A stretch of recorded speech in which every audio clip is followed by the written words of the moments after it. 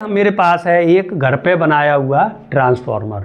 Transformer क्या करता है, ट्रांसफार्मर जो एसी की वोल्टेज है, यानी कि केवल एसी में ही हमें प्रयोग करना है, एसी की वोल्टेज को या तो ये अप करता है अथवा एसी की वोल्टेज को क्या कर देता है, डाउन कर देता है। तो ये काम ट्रांसफार्मर का है। यहाँ मैं वोल्टेज डाउन करके आपको प्रैक्टिकली दिखाऊंगा कि किस तरह से ये एसी वोल्टेज को डाउन करता है। इसमें क्या है, यहाँ एक प्राथमिक कुंडली ये है, इसके पास कौन सी है, दूसरी कुंडली है, उसको बोलते हैं हम सेकेंडरी कॉइल यानी द्वितीयक कुंडली। अब प्राथमिक कुंडली में हम धारा प्रवाहित करते हैं, तो प्राथमिक कुंडली में जब हम धारा प्रवाहित करते हैं तो इसके आसपास जो चुंबकीय क्षेत्र उत्पन्न हो जाता है, बदलता हुआ चुंबकीय क्षेत्र, यानी उसमें चुंबकीय फ्लक्स परिवर्तन होगा और वो बदलता हुआ चुंबकीय फ्लक्स परिवर्तन पहुंचता है सेकेंडरी कुंडली के पास। तो सेकेंडरी कुंडली के पास जब वो पहुंचेगा तो उसमें प्रेरित विद्युत धारा और प्रेरित विद्युत वाहक बल उत्पन्न हो जाता है। अब ये निर्भर करता है इसमें फेरे कितने, अगर प्राथमिक कुंडली से द्वितीयक में फेरे ज्यादा हैं तो वोल्टेज ज्यादा होंगे,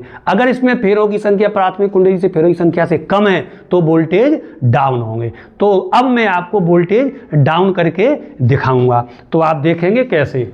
तो ये मैंने इसमें दिया, मान लीजिए एसी करंट, और थोड़ा सा लाइट भी मैं बंद कर देता हूं, देखना एसी करंट मैंने इसको दिया। अब एसी करंट कितना जा रहा है, 220 वोल्ट, और 220 वोल्ट इसमें लगा रखी है मैंने एक एलईडी, तो 220 वोल्ट परिवर्तित करके कितना आ गया, 1.5 वोल्ट आ गया, यानी 1.5 वोल्ट की एलईडी जल गई, यानी 220 कन्वर्ट कर दिए इसने कितने में, 1.5 वोल्ट में कन्वर्ट हो गया। तो इसमें सिद्धांत कौन सा काम करता है, विद्युत चुम्बकीय प्रेरण के अन्योन्य प्रेरण के सिद्धांत काम करता है।